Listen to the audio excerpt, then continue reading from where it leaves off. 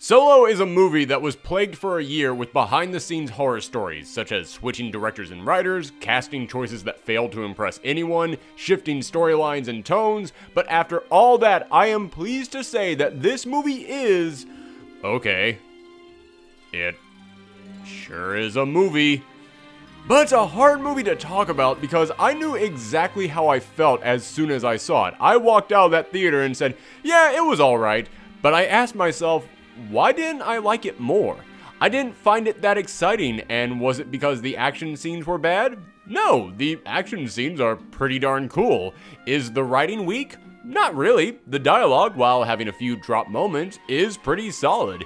Is the world bland and uninteresting? No, not at all. It's Star Wars and it feels like Star Wars. The world is imaginative with great creations, cool locations, and it really shows a dark side to this world that we had not really seen yet, as we get to see how people actually had to live under the Empire rather than being part of the rebels who were fighting against them. So, why did I think it was just okay? If I break down the math of this film, it should have been great, but instead I just found it to be alright. And it finally hit me. The big problem with this movie is the characters. Don't get me wrong, there are some good characters in here. Lando and his droid L3 are very memorable and loaded with personality, and you know they have a spin-off film coming that I can't wait to see. And this film actually gives you probably the most depth you've ever seen in Chewbacca. He actually has some really great moments that show his internal struggle. However, the rest of the characters didn't really do anything for me, including the title character himself, Han Solo. Yes, everyone was worried about Alden Ehrenreich as the legendary space outlaw because no one knew who he was and none of the trailers really showed off all that much personality.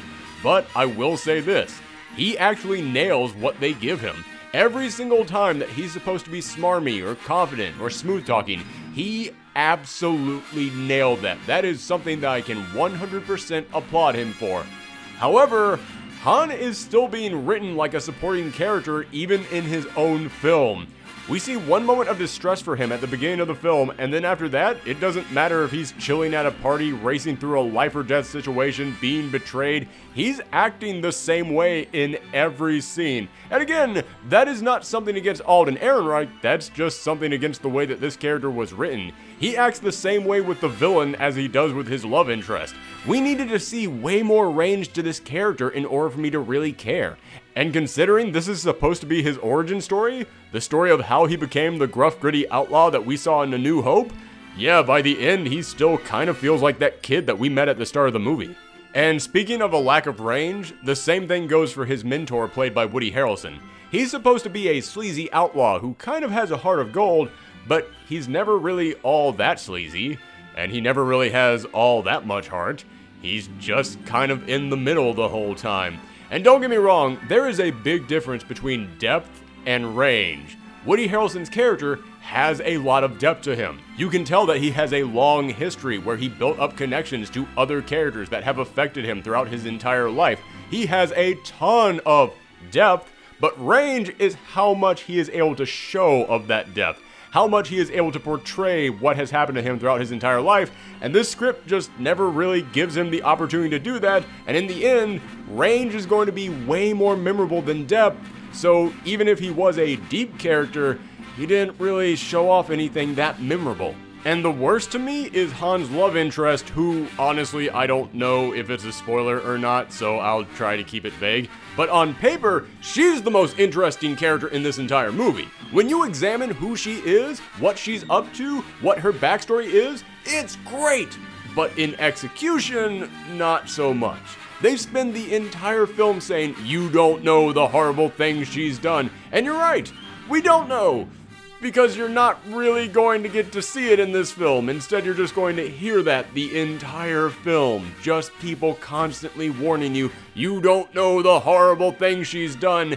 And this is one of the best examples of telling and not showing I've seen in a recent film. She only really does one kind of bad thing in the film, and you still look at her like, yeah, but it wasn't that bad. In fact, speaking of the really bad guys, there's two villain groups in this movie, and both of them are gone for huge chunks of it. In fact, one of them comes back with a big reveal that should shock the audience, But instead, I just thought, dude, I forgot you were even in this movie. And that's the big problem with this film. It's got awesome action scenes, a great imaginative world, a couple of big shocking moments, but the characters just kept me from really caring or getting attached to any of that. Plus, the pacing of this film is a bit slow. This movie is over 2 hours long, which is fine, but it really felt like it needed to pick up the pace, which might be another reason why I found these characters uninteresting.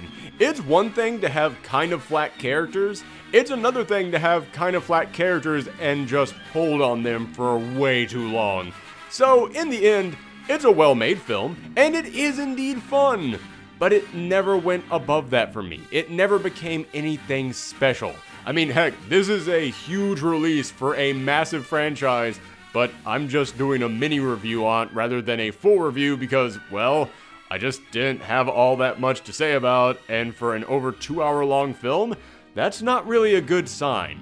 So I was going to give this a 6.5, but I saw this movie in an audience full of kids. And those kids were the saving grace of this film because they loved it. In fact, oddly enough, even though this feels like it should have been a dark movie considering it's dealing with outlaws, this is probably the most kid-friendly of any of the Disney Star Wars films. It's not too dark, it's full of adventure and great spectacular sequences. Yes, the story and the characters are kind of flat, but that actually works for a younger audience. Honestly, I think this film is a wonderful summer blockbuster for younger kids and a great introduction to new audiences for the world of Star Wars. As I said, those kids were loving it, and as soon as the credits started rolling, I could hear all the kids in my audience jumping and cheering out of their seats. And you know something? I might have my problems with this movie, but if a Star Wars movie can make kids that excited, it's doing something right. It's doing what a Star Wars movie is supposed to do. So I'm going to bump this up to a 7. Thanks for tuning in, everyone. If you want to hear us go into more details about this, then you can check out our spoiler talk that's popping up right over there. And as always, let us know what you thought about this movie in the comments down below, or you can always contact me on Twitter and Twitch at Professor Thorgi. And if you want to help support this channel and get yourself something cool at the same time, I will put an Amazon link to another Star Wars film in the description down below, and if you use that link to go to Amazon and purchase anything there, doesn't even have to be the thing that I linked you to, as long as you make a purchase on Amazon starting with that link, we get a small cut of the profits. It's a great way to help support this channel and get yourself something cool at the same time. Thanks for tuning in, everyone. Come back next time.